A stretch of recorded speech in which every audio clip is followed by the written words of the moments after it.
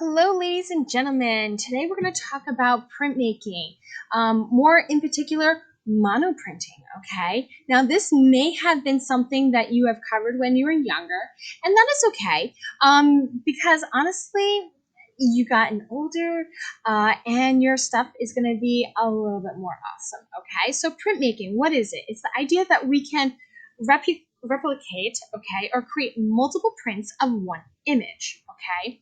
So for example, if you check out the examples next to me, okay, you're going to see that for the most part, it's a regular print with different colors on it. Well, you are going to create what's called a series.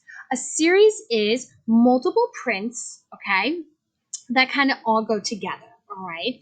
So your series is going to be like at least 4 prints, okay? If you need more room on multiple pages, that's fine. If not, I'm trying to get you to fill in at least one page, okay? So what are we doing here? Let's move over to, let's check out some of these prints. Oh, yes, I see. Okay, let's look at these examples. First off, a series, okay? What would that look like? If you look at the one that's all the way to the other side, okay, the one that's got 2 clips on it, okay, you are going to notice that there are lots of little designs, okay? So what that person did was made probably a couple of them, drew them out, okay, because I'm going to show you what to do, and printed them multiple times. Now, how do we actually go and do that? Well, for this, you're going to need some kind of styrofoam, okay? Now, styrofoam can be from anything. It could be from a paper cup. Now, I know it's curved, but it's okay. You can cut it out and be able to push them down, okay?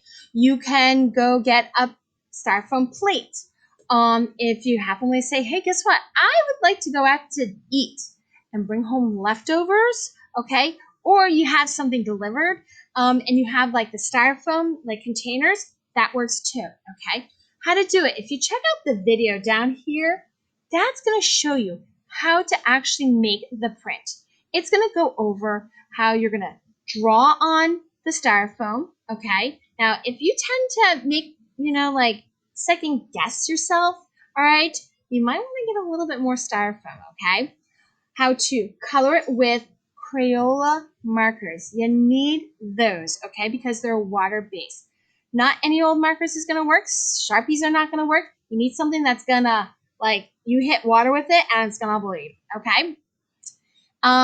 You are going to need your paper and you're going to need a sponge, okay? That's pretty much all you're going to need, okay?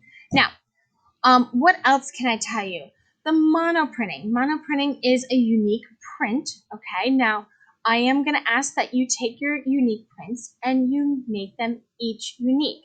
You may have the same design, but the colors and the patterns and the details that you add when you're coloring them should be unique, okay? All right, so let's see. Is there anything else I need to go over with you? Well, I'm going to suggest that you look up, okay, some examples of what monoprinting looks like, okay? That will give you an idea. Just to let you know, most times they're one print. We are making this extra cool by adding a little bit more color to it, okay? I think that's pretty much it. Oh, I forgot.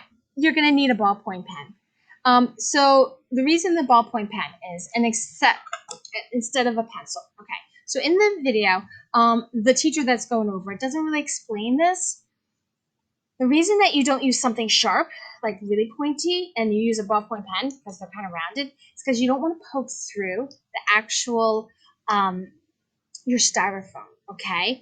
And by the way, you can carefully wipe off your styrofoam so you can color over it, okay? So after you made one print, you just take it and if you take it under the water and just kind of like rinse it off, that color will come off, okay, ladies and gentlemen?